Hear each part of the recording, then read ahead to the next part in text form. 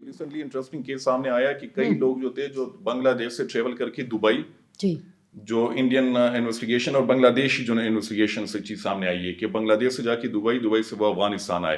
اچھا کچھ یہ بھی کرتے ہیں کہ وہ دبئی اور دبئی سے جا کے یا استنبول وہاں سے جا کے سنٹرل ایشیا ازبکستان تاجکستان چلے جاتے ہیں اور وہاں سے افغانستان میں داخل ہو جاتے ہیں. تو وہ ٹی ٹی پی میں چلے گئے تھے, انہوں نے ٹی ٹی پی کو شامل کیا تھا. پھر وہ چیز ہم نے دیکھی, یعنی ہم یہ چیز ہم مانیٹر کر رہے تھے اس پورے موومنٹ میں جو وہاں سے جو لوگ آ رہے ہیں بنگلہ دیش سے, لیکن ہم کر رہے تھے پروپیگنڈا فرنٹ پہ, کیونکہ بڑا ایکسٹینسو قسم کا پروپیگنڈا آ رہا تھا ٹی ٹی پی کے حق میں یا باقی جو پاکستان طالبان کے دڑ ہیں بنگلہ دیش سے.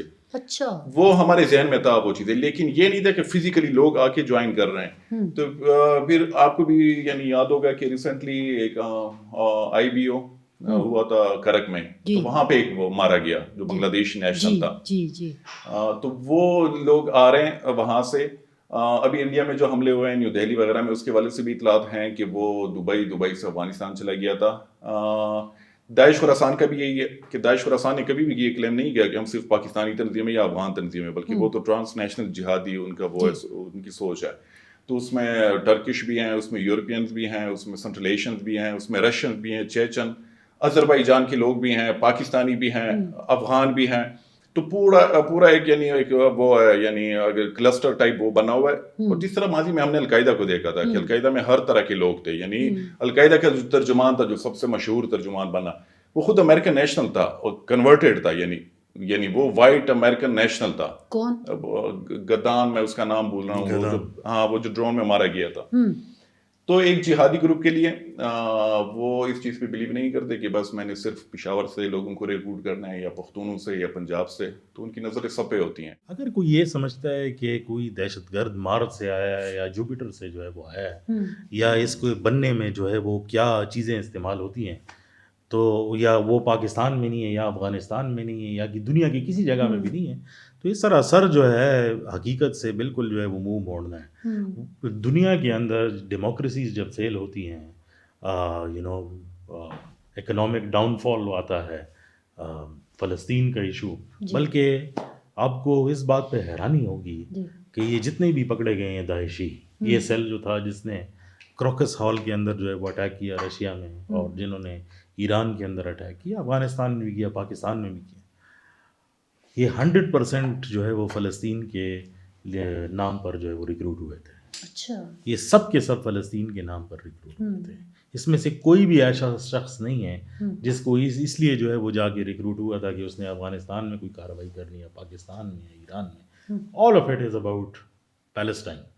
تو جب دنیا کا ایک اور فلسطین کا ایشو جو ہے وہ اس ساری چیز سے بہت جڑا ہوا ہے, بالکل آپ اس سے جو ہے یہ ہٹا نہیں سکتے. تو جتنا یہ پرابلم جو ہے وہ سلجھتا جائے گا اتنا ہی زیادہ یہ ریکروٹمنٹ گراؤنڈ جو ہے وہ بنتے جائیں گے. اور دوسری بات یہ ہے میڈم کہ آپ جو ہے یہ کہہ رہی ہیں کہ کہاں سے ان کو یہ کھاد مل رہی ہے.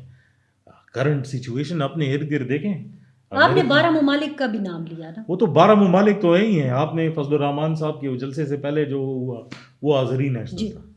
اچھا, وہ آذربائیجان سے جو ہے وہ تھا, جس نے سوسائڈ اٹیک جو ہے وہ کیا تھا. اور وہ کافی رپورٹ سے جو ہے وہ بہت کلیئرلی جو ہے وہ نظر آتا ہے.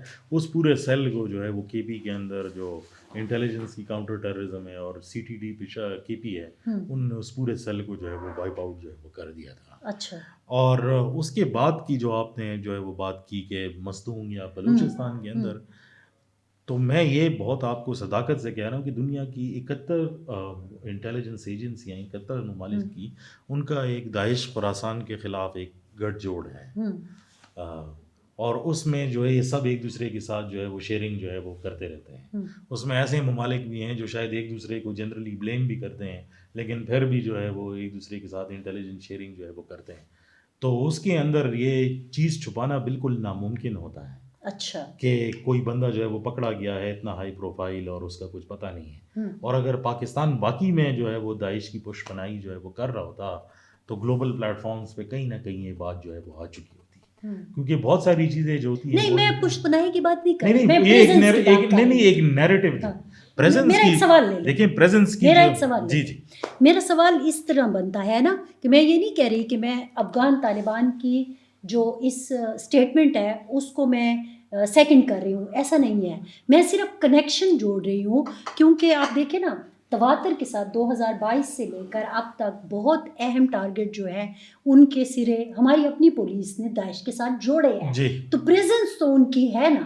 اگر آپ یہ پریزنس کی بات میں آپ کو اس طرح کر دوں کہ ایک جال بچھا کر ان کو اس طرف جو ہے وہ لا کر پکڑنا جو ہے وہ پاکستان کا سب سے بڑی اچیومنٹ ہے دوسرے ممالک کے ساتھ، جی تو یہ بات بہتر ہوگی کہنے کے لیے، کیونکہ میں سمجھتا ہوں کہ یہی حقیقت ہے. اچھا اور اس میں صرف جو ہے وہ نہیں ہے بلکہ پاکستان اور افغانستان کی بھی آپس میں اس میں جو ہے انٹیلیجنس شیئرنگ جو ہے وہ ہوئی ہے، اور بہت سارے ایسے لوگ ہیں. لیکن یہ پرابلم جو ہے تب بن جاتی ہے جب ٹیررزم کا جو بیانیہ ہے جی وہ پولیٹیسائز جو ہے وہ ہو جاتا ہے. اچھا تو پالیٹکس علیحدہ ہے اور انٹیلیجنس سے بالکل جو ہے وہ علیحدہ ہے کہ جس طرح یہ گروپس ہیں. ہاں اس میں پراکسی وارز کا آنسر جو ہے وہ ضرور جو ہے وہ ہوتا ہے. اور یہ بات جو ہے کوئی کوئی بھی جو بندہ اس سبجیکٹ کو کاؤنٹر ٹیررزم کو کور کرتا ہے اس کو کلیئرلی پتہ ہے کہ ان گروپس کے اوپر اگر کسی کا کنٹرول ہو یا نہ ہو، لیکن ہر انٹیلیجنس ایجنسی کا کوئی مول ضرور بیچ میں جو ہے وہ ہوتا ہے جو ان کے خلاف ان کی رپورٹاج وغیرہ جو ہے وہ کرتا ہے. That is how the world works. یہ ایک حقیقت پسندانہ سوچ ہے. صحیح. لیکن جہاں تک ریکروٹمنٹ اور ٹرینڈس کا جو ہے وہ تعلق ہے، جس قسم کا انوائرمنٹ بنتا ہوا جا رہا ہے ریجنلی بھی اور گلوبل بھی، بہت کلیئر ہے کہ ریکروٹمنٹ جو ہے وہ آگے جائے گی. مجھے نہیں لگتا کہ یہ چیزیں ہوں گی، بلکہ ابھی بھی اگر آپ جو انڈیا کے اندر اٹیک ہوا، سڈنی کے اندر جو اٹیک ہوا، کسی گروپ نے اس کو کلیم جو ہے وہ نہیں کیا.